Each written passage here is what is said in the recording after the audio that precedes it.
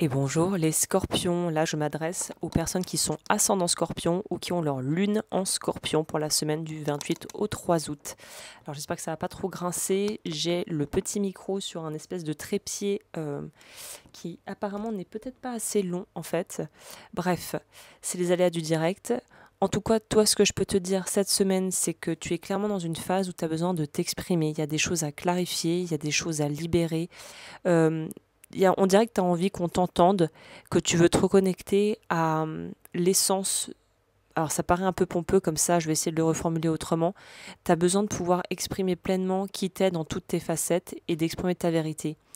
La lune, elle va transiter dans la maison 3, 4, 5 chez toi et t'encourage dans ce sens, c'est-à-dire de pouvoir vraiment exprimer et libérer, on pourrait dire, ton monde émotionnel. La maison 3, elle t'invite à écrire, parler, bouger, communiquer.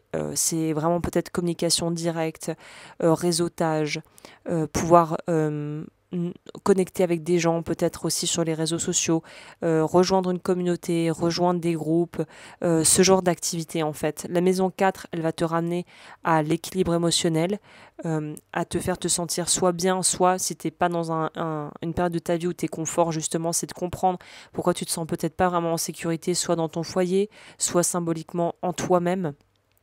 Donc il y a quelque chose à travailler de l'ordre de la sécurité affective ici cette semaine. Et la maison 5, elle va stimuler tout ce qui est création, jeu, joie, pardon, l'amour, le cœur, les relations, les passions, c'est ce genre de choses. Donc là, ce qui est à privilégier cette semaine, c'est des choses très créatives, artistiques si ça te parle, ou en tout cas liées à une communication claire, notamment avec des gens, pas forcément des gens proches de toi, c'est-à-dire que tu connais vraiment bien ou de la famille, mais aussi des gens avec qui tu pourrais avoir des atomes crochus ou des hobbies communs ou des passions communes, par exemple. Tu peux aussi dire les choses clairement à des proches, dans cette idée-là de pouvoir vider son sac et d'être beaucoup plus, finalement, comment dire, transparent dans ce que tu ressens. Et t'autoriser à faire aussi des choses juste pour toi, c'est un peu la récurrente pour tout le monde aussi, c'est ne pas être forcément dans l'objectif, il faut que je sois ultra productive ou productif, il faut que je fasse ça, ça, ça, et de vouloir en fait envoyer, envoyer, envoyer. C'est pas forcément une semaine qui s'y prête, mais plutôt une semaine où on te propose de partager ton savoir, tes expériences, en fait juste authentiquement, avec sincérité, et d'être juste, on pourrait dire sincère dans la démarche. C'est vraiment ce qui est à privilégier pour toi cette semaine. Ce qu'il faut éviter, c'est de te taire ou de ne pas faire par peur d'être jugé, en fait que le regard de l'autre prenne trop de place. Aussi rester trop longtemps dans une énergie un peu nostalgique, un peu mélancolique, avec des émotions mal digérées, qu'en fait on garde comme un plat un peu lourd qu'on n'arrive pas à digérer, il y a quelque chose à lâcher à ce niveau. Et en fait l'inspiration va un petit peu contrecarrer ce besoin de contrôle, donc c'est en te laissant inspirer, c'est-à-dire en nourrissant une espèce de justement de liberté de pouvoir faire les choses tranquillement, ça va pouvoir te sortir de ce truc de il faut que je contrôle tout parce que c'est le seul moyen pour moi de me sentir en sécurité. Dans des exemples concrets, ça pourrait être par exemple relancer un projet que tu as mis de côté, ouvrir un blog, une page, un réseau social, reprendre un projet que tu avais mis artistique, se mettre à réécrire dans un journal, enfin des choses de cet ordre. Tu pourrais aussi te rendre compte que tu retiens trop souvent ce que tu penses et que tu gardes des choses pour toi qu'en fait il vaudrait mieux dire, tout simplement.